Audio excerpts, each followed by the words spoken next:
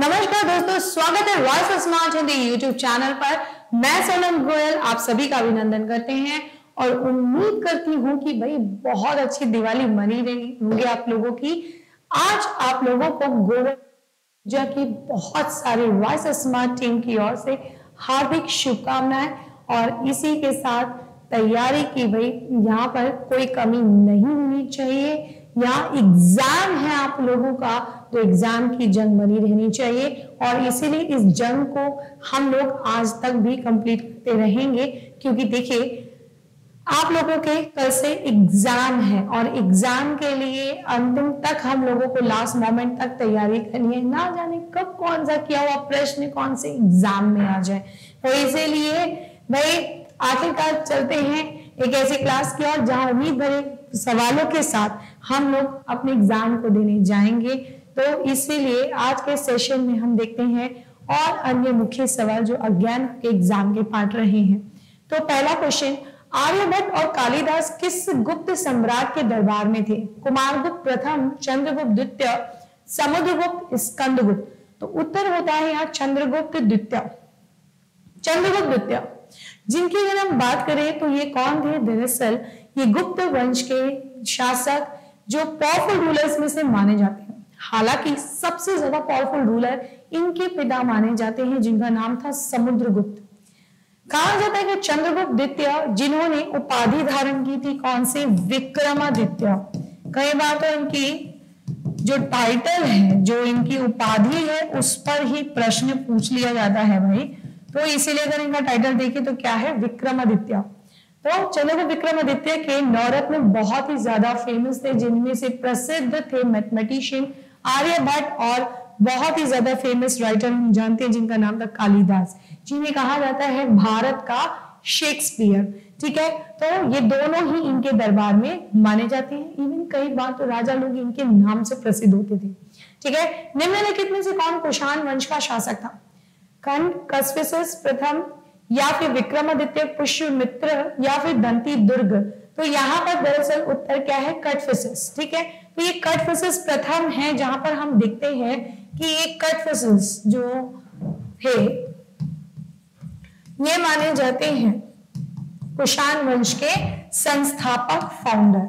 ठीक है, founder of Kushan dynasty, जिनकी अगर हम बात करते हैं राजधानी, यानी इसको एक बार हिंदी में देख लेते हैं, कुषाण वंश के संस्थापक। और जैसे कि हम लोगों ने लास्ट क्लास में बात करी थी कनिष्क की, तो देखा जाए कनिष्क जो है कुषाण वंश का महान शासक माना जाता था, जिन कुषाणों की राजधानी मैंने आपको बताई थी पुरुषपुर। ठीक है, जिसे हम एक तरह से पेशावर भी कह सकते हैं। ठीक है, तो उत्तर है हमारा कटफिसस। नेक्स्ट, भारत के इतिहास में डैश के बीच के काल को दिल्ली सल्तनत काल के नाम से जाना जाता है। ठीक है, 1206 ईसा से 1526, 1456 से 1675, सही बोल रही हूं मैं। ठीक है, 745 से 1245, 1105 से 1445। मतलब ऑप्शंस बहुत ज्यादा दिए हुए हैं इस तरह से कि कंफ्यूज होना ही होना है। बट भाई दिल्ली सल्तनत का काल तो इतना ज्यादा पॉपुलर और फेमस हो चुका है इन दिनों। कई एग्जाम्स की तो मैं बात करूं तो काफी क्वेश्चन रिपीटेड पूछा जा रहा है, जहां पर आप लोग एक बार इसे रट लीजिए, 1206 से 1526। अब 1206 जिसमें सबसे पहले गुलाम वंश का संस्थापक था। ठीक है, गुलाम वंश का संस्थापक कौन था भाई? जिसका नाम था कुतुबुद्दीन ऐबक। हालांकि आप में से कई बार जो है इस बात को बहुत अच्छे से समझ चुके हैं। ठीक है, 1526 में इसका अंत कहां पर हो रहा है? जब 1526 में इस दिल्ली सल्तनत की गद्दी पे शासन कौन कर रहा था? लोधी वंश। और लोधी वंश का कौन सा शासक बैठा था गद्दी पे? इब्राहिम लोधी। अब इब्राहिम लोधी पराजित हुआ, किसके हाथों? बाबर। और बाबर ने कौन से वंश की नींव रख दी थी? मुगल वंश। तो इस तरह से जब आप फैक्ट को दोनों को एक बार अच्छे से क्लियर कर लोगे, कभी नहीं भूलोगे कि 1206 से 1526, क्योंकि 1526 से फिर कौन सा वंश आता है? मुगल वंश आता है। जो हमारा दिल्ली सल्तनत का नेक्स्ट टॉपिक, एक अगला टॉपिक, इंपॉर्टेंट टॉपिक माना जाता है, जिसके संस्थापक कौन हुए? बाबर, क्योंकि बाबर ने ही इसकी नींव रखी थी इन्हें हराकर। ठीक है, तो उत्तर हो गया 1206 से 1526। मोहम्मद बिन तुगलक ने अपनी राजधानी दिल्ली से बदलकर कहा? आगरा, लाहौर, दौलताबाद। हालांकि मैंने लास्ट क्लास में ये जिक्र देखिए वर्बली किया था, ना जाने कब कौन से एग्जाम का क्वेश्चन आ जाता है, यही चीज मैं आपको बार बार बताती हूँ। और देखिए ये क्वेश्चन यहाँ पर आ चुका है। ठीक है, तो कहा इन्होंने अपनी राजधानी शिफ्ट की थी? दिल्ली से दौलताबाद। ठीक है, कहां पर? दौलताबाद, जिसका एक और नाम जानते हैं हम लोग, कौन सा? देवगिरी। कहते हैं मोहम्मद बिन तुगलक ने दरअसल क्या किया था कि अपने 5 प्रोजेक्ट चलाए थे, जिनमें से एक मुख्य प्रोजेक्ट जो माना जाता है वो ये कि इन्होंने अपनी राजधानी हस्तांतरित की थी दिल्ली से दौलताबाद। लेकिन जहां पर इन्होंने शिफ्ट किया था वो प्लान इनका, वो प्रोजेक्ट इनका फेल हो जाता है। और इसी कारण से हम सब जानते हैं कि मोहम्मद बिन तुगलक बहुत ही चर्चित माने जाते हैं। किस नाम से? पागल बादशाह के नाम से। पागल बादशाह, कई बार तो पूछ लिया जाता है दिल्ली सल्तनत का पागल बादशाह कौन है, तो याद रखना the one and only Mohammad bin Tughlaq. वहीं दूसरी तरफ हम देखते हैं कि देवगिरी को सबसे पहले विजयी करने वाले दिल्ली सल्तनत के शासक कौन थे? अलाउद्दीन खिलजी। ठीक है, अलाउद्दीन खिलजी नाम सभी ने सुना है। पद्मावत मूवी में बहुत ही बढ़िया जबरदस्त रोल इसका हमें देखने को मिलता है, जिससे हमें पता चलता है इसके बारे में। ठीक है, नेक्स्ट, सैयद वंश की स्थापना किसने की? निजाम शाह, मोहम्मद बिन फरीद, खिज्र खान, बहलूल खान। तो यहाँ पर जो हम उत्तर देखते हैं सैयद डायनेस्टी। एक्चुअली एक बात करते हैं, दिल्ली सल्तनत में ये एक ऐसा प्रश्न माना जाता है ना जहां पर इस वंश से यही क्वेश्चन एक्सपेक्टेड होता है, कई बार पूछा जा चुका है और इस बार भी आप देख रहे हो। तो उत्तर हमारा क्या है? खिज्र खां। कहते हैं कि खिज्र खां जो थे उन्हें सैयद डायनेस्टी, देखा जाए तो दिल्ली सल्तनत का, ठीक है, कौन सा वंश है? ये चौथा वंश है, 4th डायनेस्टी। ठीक है, जिसका नाम क्या है? सैयद वंश। ठीक है, जिसके संस्थापक के रूप में कौन माने जाते हैं? खिज्र खां माने जाते हैं। इस जो डायनेस्टी है इससे आने वाला मात्र यही एक प्रश्न माना जाता है, जिससे कुछ नए क्वेश्चंस भी आप देखने को मिलते हैं। क्योंकि इससे पहले अगर ये सैयद वंश का संस्थापक है, इसका मतलब सैयद वंश से पहले भी ये 4थी डायनेस्टी है, यानी इससे पहले भी दिल्ली सल्तनत में कोई और डायनेस्टी रूल कर रही थी। तो वो कौन से था? तीसरा वंश तुगलक वंश। लेकिन तुगलक वंश का अंत हो गया और सैयद की स्थापना हो गई। इसके पीछे प्रमुख कारण क्या माना जाता है? 1398 में तैमूर का आक्रमण। ये याद रखना कि तैमूर लंग जो था उसका भारत में आक्रमण होता है 1398। ये कई बार प्रश्न आता है, कई बार पूछ लिया जाता है सैयद वंश कौन से वंश के बाद स्थापित हुआ? तुगलक वंश के बाद। या सैयद वंश जिसने तैमूर के आक्रमण का फायदा उठाते हुए कौन से वंश को हटाकर शासन किया था? तुगलक वंश को।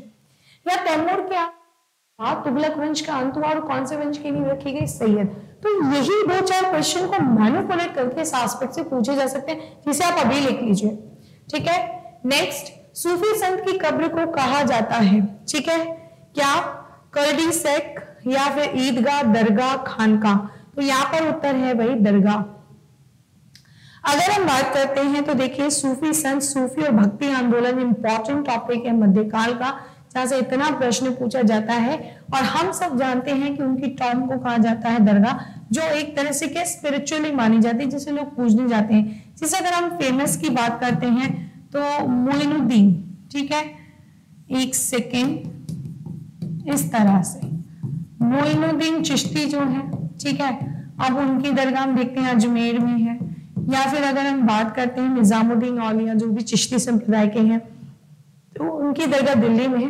इस तरह से बहुत सारे सूफी संत हैं जिनकी दरगाह आज भी स्थित है और काफी बहुत ही प्रसिद्ध दरगाहों के रूप में मानी जाती हैं। इतना ही नहीं, अगर हम एक और यहाँ पर जो टर्मिनोलॉजी को देख रहे हैं जो इंपॉर्टेंट है वो क्या है? खानका।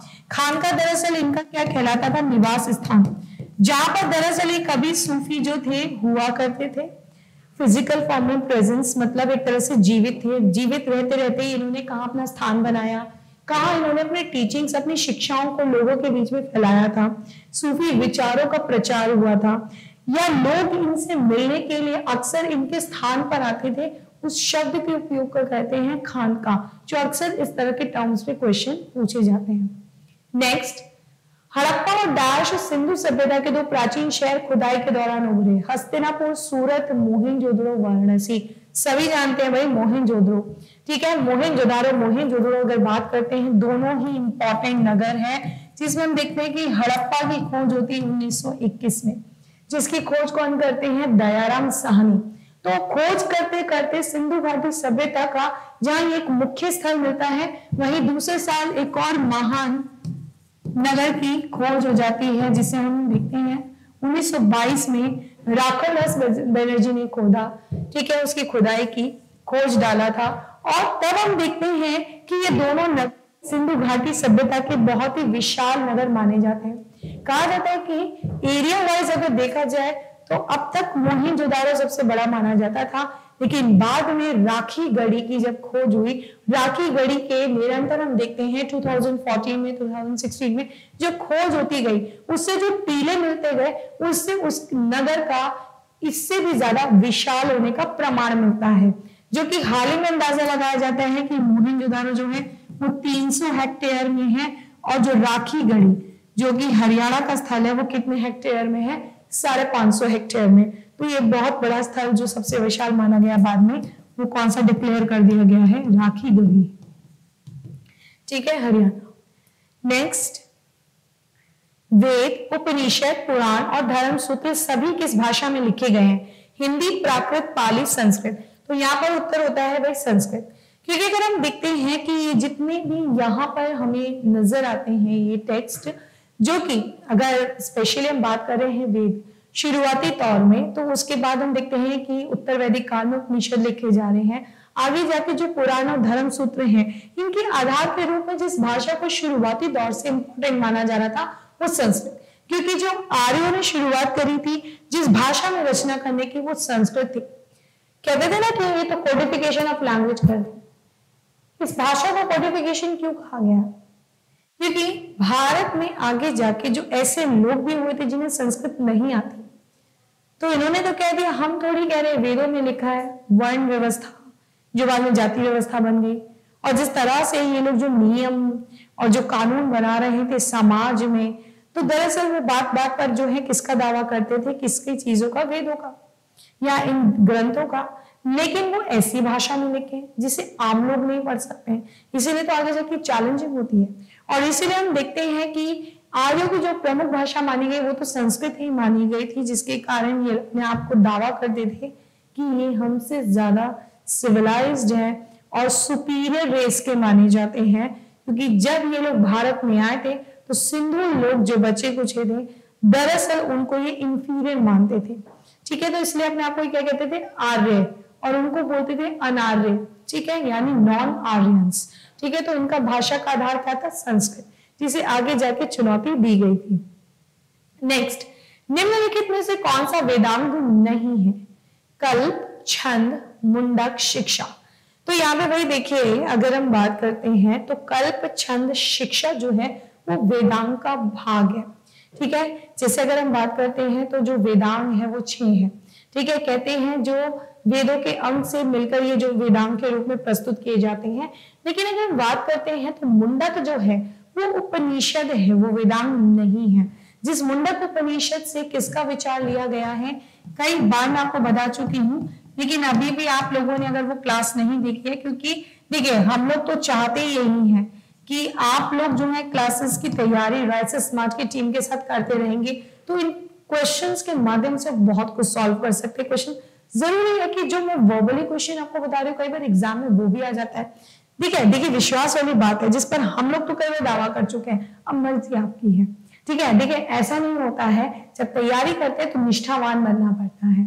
आप ये सोचते हैं कि आप कुछ ही समय के लिए जो है दिखाएंगे डेडिकेशन, कुछ क्लासेस को देख रहे हैं और कुछ बुक्स को आप कर रहे हैं, तो इससे जगह नहीं भाई। ऐसे यूं ही सिलेक्शंस नहीं होते, आप फर्स्ट आने के लिए मेहनत करें तो जो फर्स्ट आया है उसने भी इस पद के लिए आपसे ज्यादा मेहनत की होगी, ठीक है। तो ये सिद्धांत आप कैसे भूल जाते हैं, और इसी के लिए मैं आपको बार बार बोलना चाह रही हूँ कि भाई मेहनत करते रहिए, ठीक है। अब देखिए, कभी आपने सोचा था कि मैंने मुंडक उपनिषद में कई बार आपको बता रखा है, तो मुंडकोपनिषद के नाम से ही जाना जाता है, कई बार इसको मुंडक उपनिषद कहते हैं। आपको पता था कई बार ये ऑप्शन के आधार पर आप इस प्रश्न को सॉल्व कर सकते हो। तो ये टाइम टू टाइम की बात होती है कि कहीं आपने किसी रूप में पढ़ा है, कहीं यहाँ पर किसी और एस्पेक्ट में पढ़ रहे हो, ठीक है। नेक्स्ट, गौतम बुद्ध की शिक्षाएं मुख्य रूप से पाई जाती हैं अभिधम पिटक, सुत्त पिटक, विनय पिटक या तिसराना। तो यहाँ पर उत्तर होता है हमारा सुत्त पिटक। सुत्त पिटक जो कि हम देखते हैं कि महात्मा बुद्ध की शिक्षाएं जो इसमें संकलित की गई है, एक्चुअल में महात्मा बुद्ध जो जिनको एक समय के बाद जो है महापरिनिर्वाण जो उन्होंने प्राप्त कर लिया था, ठीक है। तो महापरिनिर्वाण के बाद एक स्थिति उत्पन्न होती है कि जितने भी उनके फॉलोअर्स थे उन्होंने काउंसिल आयोजित की थी, जिसमें से हम देखते हैं कि जो पहली संगति बौद्ध संगति होती है, उस बौद्ध संगति में 2 पिटक की रचना की जा चुकी थी। दरअसल अगर हम बात करते हैं तो बौद्ध धर्म में ये जो पिटक है, ये 3 ग्रंथ बहुत इंपॉर्टेंट है, जिन्हें त्रिपिटका भी बोला जाता है। त्रिपिटका या त्रिपिटक बोलते हैं इसको, ठीक है। और इसमें तीनों का नाम आता है अभिधम पिटक, विनय पिटक, सुत्त पिटक। तो विनय पिटक और सुत्त पिटक का संकलन जो था पहले ही बौद्ध काउंसिल में यानी संगति में कर दी जाती है, जहां पर महात्मा बुद्ध के जाने के बाद इसे आयोजित करके यहाँ पर ये किया जाता है कि अब उनके बाद से इस धर्म को किस तरह से स्थापित किए रखना है, बनाए रखना है, ठीक है। तो उनकी शिक्षाओं को किसमें संकलित कर दिया था? सुत्त पिटक में कर दिया था। नेक्स्ट, उस कवि का नाम बताइए जिसने पृथ्वीराज चौहान के जीवन का वर्णन करने वाली कविता पृथ्वीराज रासो लिखी। वीर सिरोजा, चंद्र बरदाई, मिर्जा उम्मेद या फिर नूर फतेह। तो यहाँ पर भी जो नाम आता है वो कौन है? यहाँ पर चंद बरदाई जिन्होंने पृथ्वीराज रासो लिखा था, यानी पृथ्वीराज चौहान, नाम तो सुना ही है, जो बहुत ही फेमस थे। और वो कौन थे? पृथ्वीराज चौहान तृतीय, ठीक है। ये वही थे जिनकी एक फेमस रचना भी आपने सुन रखी होगी, ये इनकी स्टोरीज, कहानी सहयोगिता के रेफरेंसेस सुनी होगी, या फिर आपने सुनी होगी ये जो मोहम्मद गौरी के साथ जिनका युद्ध हुआ था। एक्चुअल में मोहम्मद गौरी से जब हम देखते हैं कि तराइन के युद्ध हुए थे, तो द्वितीय तराइन के युद्ध में पराजित होने के बाद ही मोहम्मद गौरी ने मुस्लिम साम्राज्य भारत में स्थापित किया था, ठीक है ना। तो उसके बारे में हम देखते हैं कि जो पृथ्वीराज चौहान की जो गाथाएं हैं, उनका जो चर्चा है, वर्णन है, वो चंद बरदाई ने इस ग्रंथ में किया हुआ है। सांची में बौद्ध स्मारक दाश में है, कर्नाटक, मध्य प्रदेश, महाराष्ट्र, राजस्थान। वेल अगर देखा जाए तो कई बार हम लोग ये सांची स्तूप पे बात कर चुके हैं, जिसे किसने बनवाया था? मौर्य सम्राट अशोक ने। अशोक द ग्रेट जो एक महान सम्राट के रूप में माना जाता है, जिसने बौद्ध धर्म अपनाया था।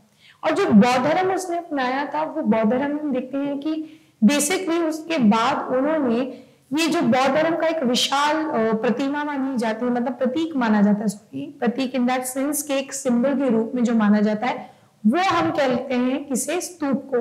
तो उन्होंने 84,000 बनाया था, जिनमें से काफी सारे जो है नष्ट कर दिए जाते हैं और काफी जो है वो सरवाइव करते हैं। जो सरवाइव करते हैं उनमें से कुछ सरवाइव करने वालों में से एक बहुत ही प्रमुख माना जाता है सांची का ये स्तूप, जो कि कहां पर स्थित है? भोपाल में। कहां पर है? भोपाल। और भोपाल यानी मध्य प्रदेश। तो अब तक तो आपने देखा होगा कि ये क्वेश्चन सिंपली पूछा जाता था किसने बनवाया है, ठीक है। तो उत्तर आ जाता है सम्राट अशोक, ठीक है, अशोक द्वारा बनवाया गया, अशोक द्वारा बनवाया गया, ठीक है।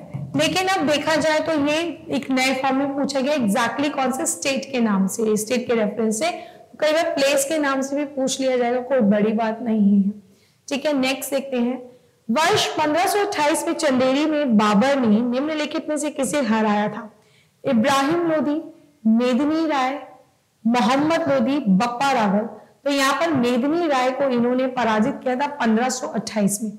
अब वैसे आप लोगों ने बाबर का जो है प्रथम पानीपत का युद्ध बड़ा सुना है, ठीक है, जो कि 1526 का बहुत फेमस युद्ध माना जाता है। 1527 यानी अगले वर्ष उन्होंने खानवा का युद्ध लड़ा था, जिसमें हम सभी जानते हैं कि उन्होंने जो है राणा सांगा को पराजित किया था, ना राणा सांगा के साथ युद्ध लड़ा था। और हालांकि बाबर ने भी खुद तारीफ की थी कि भारत के दो जाने माने शासकों के बारे में, जिनमें से एक नाम उन्होंने राणा सांगा का लिया था। हालांकि उनके साथ युद्ध कर रहे हैं, लेकिन कहीं ना कहीं उनको एक ऐसे शासक के रूप में उन्होंने बताया कि बहुत ही ज्यादा पावरफुल रूलर थे। ठीक है, तो वही हम देखते हैं कि तीसरा युद्ध मतलब एक 1526 का हो गया पानीपत का, ठीक है, और 1527 का हो गया खानवा का। और वही हम देखते हैं कि इन्होंने 1528 में लड़ा था कौन सा, चंदेरी का। देखिए एक बात बताऊं, जो बाबर था उसने 4 युद्ध मुख्य रूप से लड़े थे। अंत में जो घाघरा का युद्ध लड़ा था वो उसने 1529 में लड़ा था। बाबर के वैसे ही चारों ही युद्ध बड़े फेमस माने जाते हैं, जो ना जाने कब कौन से एग्जाम में पूछे जा रहे हैं। और हाल ही में कई सारे एग्जाम में चंदेरी के युद्ध और खानवा के युद्ध पे ज्यादा फोकस किया जा रहा है। ठीक है, तो ये आपको देखना है, जिसमें मेदिनी राय पराजित हुए और बाबर कभी पराजित नहीं हुआ। नेक्स्ट, शाहजहां डैश मुगल शासक था, चौथा, तीसरा, छठा, पांचवा। तो भाई शाहजहां मुगल शासक कौन सा था, इसे याद करने का एक तरीका आप लोग क्या करोगे कि भाजी सब्जी कॉन्सेप्ट, जिसे शायद मैं पहले बता चुकी होंगी, B for Babur, H for Humayun, ठीक है, और ए फॉर हो गया कौन, अकबर, जे फॉर जहांगीर, ठीक है। फिर हो गया सब्जी। अब सब्जी में जो एस है वो सबसे पहले कौन होगा, शाहजहां। अगर आप इसको ट्रिक को याद कर लेते हो तो इस ट्रिक से आप कभी नहीं भूलोगे, ठीक है। हालांकि औरंगजेब के बाद बहादुर शाह प्रथम था, लेकिन आपको मेन नहीं आता, जिसकी एक बहुत अच्छी ट्रिक है भाजी और सब्जी, ठीक है। अगर आप इसमें से आपसे शाहजहां क्या कोई भी रूलर पूछ लिया जाएगा तो आप याद कर सकते हो 1 2 3 4 5, तो कौन सा होना चाहिए भाई, पांचवा, ठीक है, fifth ruler, fifth Mughal emperor. इससे आपको याद रखने का एक तरीका होता था, ठीक है। किसके पुत्र थे माने जाए, जब ये पूछा जाए तो उत्तर होगा जहांगीर। दिल्ली की मोती मस्जिद का निर्माण किस मुगल शासक ने करवाया था, अकबर, हुमायूं, औरंगजेब, शाहजहां। तो दिल्ली की मोती मस्जिद, ठीक है, और एक है कौन सा, आगरे की मोती मस्जिद। सबसे ज्यादा जो दिल्ली की पूछी जाती है उसके निर्माता कौन थे, औरंगजेब, ठीक है। अब आप कहोगे कि मैम हमने तो कई जगह पढ़ा है कि एक जो मोती मस्जिद है कई जगह पर नाम आता शाहजहां, तो मैंने अभी आपको हाल ही में बोला कि 2 मोती मस्जिद है, ठीक है, मोती मॉस्क्यू या मोती मस्जिद 2 है। एक है आगरा वाला जो किसने बनवाया, शाहजहां ने, ठीक है, ये याद रख लोगे ना तो कभी नहीं भूलोगे। और जो दिल्ली की मोती मस्जिद है, क्योंकि इसमें भी देखिए यहाँ पर साफ एग्जामिनर ने मेंशन किया दिल्ली की, यानी कहीं और भी है, ठीक है, तो उत्तर यहाँ पर आपका रहेगा औरंगजेब। क्योंकि अगर हम देखते हैं तो ज्यादातर जो पूछा जाता है इन दोनों में से मोती मस्जिद, वो ये वाला पूछा जाता है, जिसमें आप रट लीजिए औरंगजेब, उत्तर आपका होगा। नेक्स्ट, गुरु नानक देव का जन्म कहाँ हुआ था, गुरदासपुर, जलालाबाद, तलवंडी, फिलौर। तो यहाँ पर उत्तर होता है भाई तलवंडी। तलवंडी में जन्मे ये गुरु नानक जी, जो कि सिख साम्राज्य हमारे सिख धर्म के संस्थापक माने जाते हैं, जिन्होंने संगत पंगत की शुरुआत की थी। इनका जन्म तलवंडी में हुआ था, जो कि अब कहां पर है, पाकिस्तान में, ठीक है। तो ये तलवंडी में जन्मे थे और गुरु नानक देव ने एक इस तरह से शुरुआत की थी एक नए धर्म, जो कि हमारे भारत में एक विशाल जो धर्म के रूप में स्थापित है, एक महान धर्म के रूप में स्थापित है। उनके संस्थापक माने जाते हैं, जिन्होंने निर्गुण भक्ति का विचार दिया था, ठीक है। कौन सी भक्ति का, क्योंकि ये प्रश्न कई बार आता है, ठीक है, कि सगुण भक्ति, सगुण भक्ति होता है जब गुणों के साथ, ठीक है, एक होता है निर्गुण यानी बिना गुणों के। अब हम कहें कि गणपति जी कैसे दिखते, तो गणपति जी के एक सूंड है, उनके बड़े बड़े कान हैं, ठीक है, यानी उनके जो हम चेहरे की बनावट देखते हैं वो जैसे हमारे यहाँ सबसे बड़ा जो एक जानवर मानते हैं जिन्हें हम बोलते हैं गज यानी हाथी, ठीक है, तो उनके आकार का ही रूप लिया। जब भी हम जानते हैं हमारी भारत में बहुत सारी पौराणिक कथाओं में इनका वर्णन किया गया है, ठीक है, और वो लंबोदर भी कहलाते हैं जिनकी तोन बहुत बड़ी है, ठीक है। तो इस तरह से उनको वर्णन किया जा रहा है, यानी उनका क्या है, गुण बताया जा रहा है यानी कहीं ना कहीं गणपति जी का एक फिजिकल फॉर्म है, जो बताए हैं वो ऐसे दिखते हैं। लेकिन यहाँ पर ये कहते हैं ईश्वर का कोई आकार नहीं है, ईश्वर निरंकार है। ठीक है, तो हम देखते हैं कि जहां पर ईश्वर का जब कोई आकार ही नहीं है तो सिर्फ उनका क्या करना चाहिए, सुमिरन करना चाहिए। इसीलिए ये लोग क्या करते हैं, सत्संग सुमिरन करते हैं। तो इन्होंने संगत पंगत की शुरुआत की थी और इनके जो फॉलोअर्स थे वो कहलाए थे सिख। ठीक है, तो ये थे कौन, हमारे गुरु नानक जी, सिख धर्म के पहले गुरु। नेक्स्ट 1498 में वास्को डी गामा भारत में कहा आया था, मद्रास, कलकत्ता, कालीकट, बॉम्बे। तो भाई यहाँ पर उत्तर है कालीकट। ठीक है, ये प्रश्न हालांकि बहुत इजी है, लेकिन अभी भी कई ऐसे स्टूडेंट हैं जिन्हें इस क्वेश्चन में भी डाउट है। क्योंकि अगर हम देखते हैं तो वास्को डी गामा की जो वॉयज थी, जो मतलब इसका एक तरह से हम देखते हैं कि जहाज था, तो दरअसल भारत की, ठीक है, भारत के इधर आकर ये जो दक्षिण अफ्रीका हम देखते हैं इस तरह से बना हुआ है, तो यहाँ पर ये जो है केप ऑफ गुड होप से होते हुए कहां पर आते हैं, कालीकट, जो कि कहां पर स्थित है, कौन से स्टेट में, केरला। देखो भाई, अभी का नाम पूछते हैं, कई बार हो सकता है, जैसे अभी हमने सांची का देखा था कि वो एग्जैक्टली स्टेट पूछ लिया कौन सा स्टेट है, तो आगे स्टेट भी पूछ सकते हैं। जैसे कि काफी स्टूडेंट्स को जगह तो पता है लेकिन स्टेट नहीं पता, तो केरल में। ठीक है, कौन से ईयर में आया था, 1498 में आया था। कौन था, पुर्तगाली था, पोर्चुगल। ठीक है, जिसके बाद भारत में किसका आगमन होता है, पोर्चुगल ईस्ट इंडिया कंपनी। याद रखना, इसे सर्वप्रथम भारत में कौन आए थे, पुर्तगाली आए थे। नेक्स्ट 1774 में फोर्ट विलियम में सर्वोच्च न्यायालय की स्थापना किस शहर में की गई थी, कोलकाता, दिल्ली, शिमला, मुंबई। तो भाई यहाँ पर उत्तर है हमारा कोलकाता। जब हम बात कर रहे हैं यहाँ पर कि सर्वोच्च न्यायालय यानी सुप्रीम कोर्ट की बात करें, एपेक्स कोर्ट की बात करें 1774 में, तो दरअसल ये जो एक रेगुलेटिंग एक्ट के तहत कहा जाता है कि एपेक्स कोर्ट बनाया जाएगा, लेकिन कोलकाता ही क्यों, क्योंकि अंग्रेजों की यानी ब्रिटिश ईस्ट इंडिया कंपनी की जो भारत में राजधानी के तौर पर जो जगह चुनी गई थी, वो जगह ही कौन सी थी, कोलकाता मानी जाती थी। हालांकि इनके 3 जो हम देखते हैं प्रेसिडेंसी रही थी, जिनमें से एक मुंबई भी थी और तीसरी मद्रास भी थी, लेकिन इन्होंने मुंबई, जिसका पुराना नाम बॉम्बे था, ठीक है, तो बॉम्बे, मद्रास, कलकत्ता, इनका 3 आधार था। लेकिन इन्होंने जब देखा कि बहुत ही इफेक्टिव स्पेस, मतलब अगर देखा जाए तो हर सारी चीजें बहुत ही ज्यादा इनके अनुकूल होकर थी। ठीक है, जैसे कि यहाँ पर बक्सर के युद्ध के बाद इनका एक वर्चस्व स्थापित हो गया था, जिसे मनाने में किसका मतलब किसको ये क्रेडिट दिया जाता है, किसको ये श्रेय जाता है, वो कौन थे, रॉबर्ट क्लाइव थे। ठीक है, तो रॉबर्ट क्लाइव ने जो है वहां पर अपना जो है वर्चस्व स्थापित कर लिया था। और बाकी आगे जाकर हम देखते हैं कि रॉबर्ट क्लाइव ने दीवानी भी हासिल करनी थी, दीवानी राइट्स, यानी राजस्व विभाग का जो पूरा एक तरह से कहते हैं ना कंट्रोल था बंगाल का, वो इनके हाथों में आ गया था। हालांकि यहाँ पर अभी भी नवाब थे वो, लेकिन नाम के थे। लेकिन आगे जाके रेगुलेटिंग एक्ट जो 1773 में आता है, उस रेगुलेटिंग एक्ट के तहत क्या होता है भाई, आगे जाके यहाँ पर पूर्ण रूप से नवाबों का जो शासन था समाप्त हो गया और गवर्नर बन गए गवर्नर जनरल, यानी अंग्रेजों की ब्रिटिश ईस्ट इंडिया कंपनी की शासन की शुरुआत पूर्ण रूप से देखी गई है। मराठा साम्राज्य के दूसरे संस्थापक के रूप में किसे जाना जाता था, बालाजी विश्वनाथ, बालाजी बाजीराव, बाजीराव प्रथम, माधवराव। तो उत्तर होता है बालाजी विश्वनाथ।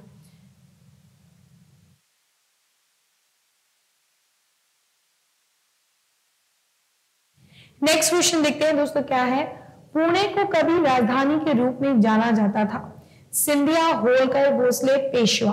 ठीक है, तो पुणे की जो थी कैपिटल मानी जाती थी वो थे पेशवा। कहते हैं कि एक समय था जो पुणे जो था बहुत ही फेमस माना जाता था इनकी राजधानी के रूप में। हालांकि हम देखते हैं कि जो पेशवा जो मराठों के जो छत्रपति हैं उनके नियंत्रण में रहकर शासन करते थे, उनके कंट्रोल में रहकर शासन करते थे।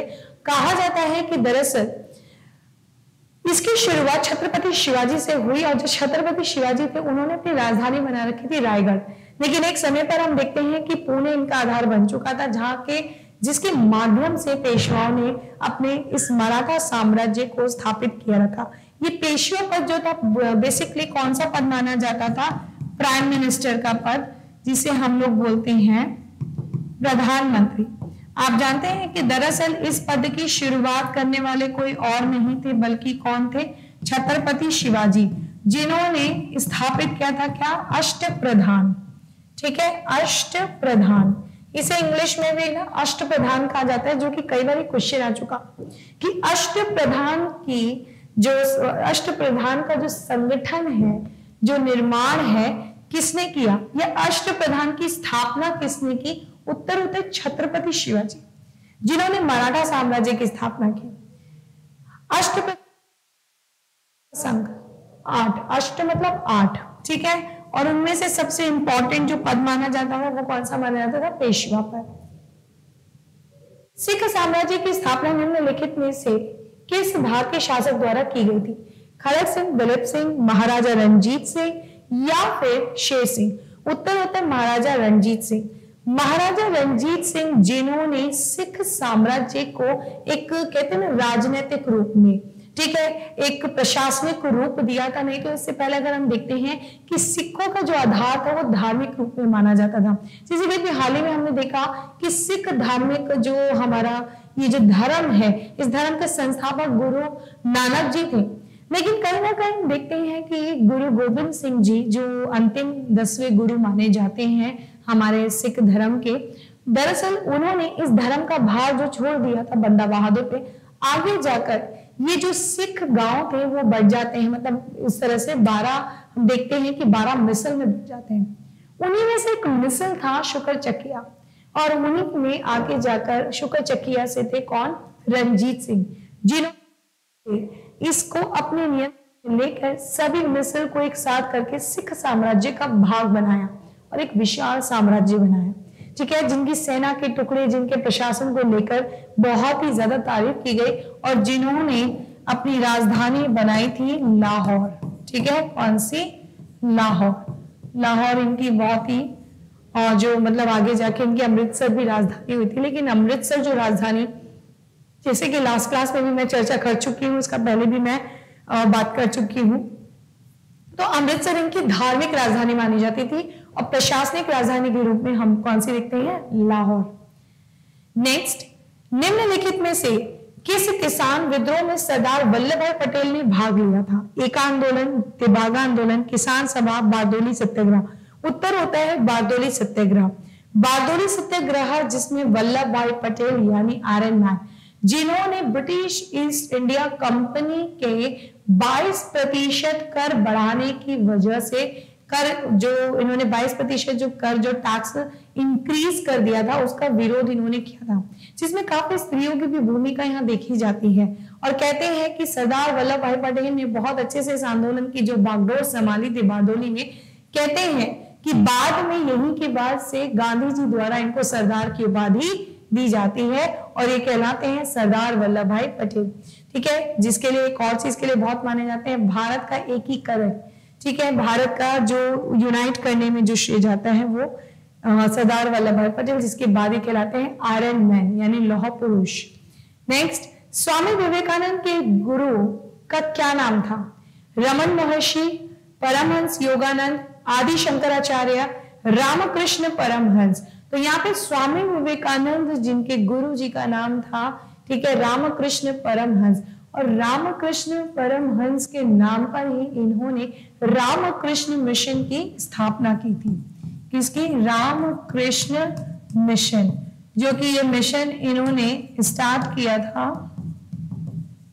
1897, जो बहुत ही पॉपुलर भी हुआ था। कहते हैं कि स्वामी विवेकानंद जी की एक स्पीच बहुत फेमस हुई थी 1893 में, याद करना चाहिए हम लोगों को सभी को। कौन सा? शिकागो। शिकागो में जो कहते हैं एक विश्व धर्म सम्मेलन होता है, जिस सम्मेलन में जब स्वामी विवेकानंद जी भारत के प्रतिनिधित्व के रूप में जाते हैं, तो वहां पर अमेरिका के इस शिकागो सम्मेलन में उन्होंने जिस तरह से स्पीच दी थी, कायल हो चुका था पूरा जमाना इनका। कहते हैं कि उस स्पीच के बाद से लोग इन्हें जानने लगे, जहां पर काफी लोग इनके इस रामकृष्ण परमहंस का हिस्सा बने। दरअसल हिंदुत्ववाद क्या है? यानी हिंदुइज्म क्या है उसके बहुत अच्छे मायनों को बहुत अच्छे से सबके सामने रखने वाले थे, जो हिंदूवाद के आध्यात्मिकता यानी स्पिरिचुअलिटी को फॉलो करते हैं और इस मिशन से एसोसिएट करते हैं, जो कि आज भी बहुत ही पॉपुलर माना जाता है, ठीक है ना। और इसका हिस्सा आगे जाके हम देखते हैं कि सिस्टर निवेदिता जो से बहुत ही प्रभावित हुई थी वो इनका हिस्सा बनती है। नेक्स्ट, गांधी जी ने कानून की पढ़ाई डैश में की थी, भारत, यूनाइटेड किंगडम, दक्षिण अफ्रीका, भूटान।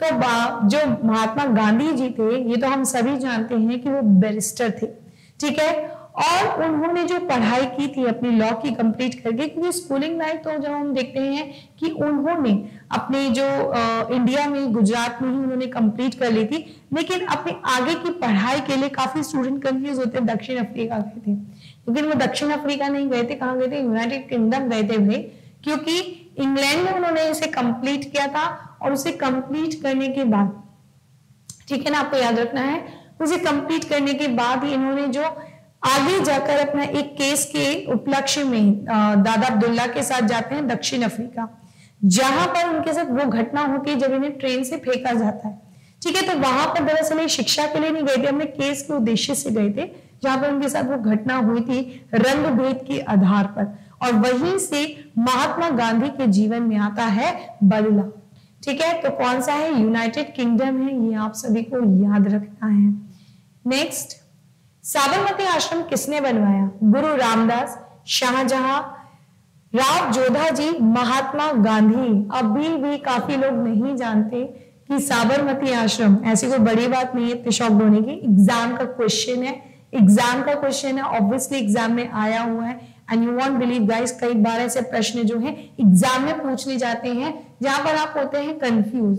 तो 1917 में महात्मा गांधी जी द्वारा बनवाया गया साबरमती आश्रम, जो उनके एक साबरमती आश्रम ही नहीं बल्कि उनके सभी आंदोलनों को देखा जाए तो एक महान हिस्सा भी बना था। जैसे एक साबरमती आश्रम से संबंधित है एक इंपॉर्टेंट घटना कि जब 12 मार्च को 1930 को महात्मा गांधी जी ने यहाँ से शुरू किया था क्या, दांडी मार्च, ठीक है, जिसे हम लोग नमक सत्याग्रह भी बोलते हैं, क्या बोलते हैं, नमक सत्याग्रह या नमक आंदोलन, ठीक है। तो इसीलिए अगर इसकी बात करती हूँ तो साबरमती आश्रम महात्मा गांधी जी का भारत में बहुत मुख्य रूप से आश्रम माना जाता है, जहाँ सर्वप्रथम आश्रम इन्होंने फिनिक्स आश्रम बनवाया था दक्षिण अफ्रीका, क्योंकि मैंने बताया कि महात्मा गांधी जी के जीवन में जो मुख्य रूप से बदलाव आता है, क्रांति का मतलब एक आंदोलन की भावना को लेकर, क्रांतिकारी ये नहीं थे, ठीक है, क्योंकि सत्याग्रही थे, तो आंदोलन को लेकर जो इनके अंदर जो सबसे पहले जो भावना आती है देश के लिए करना है,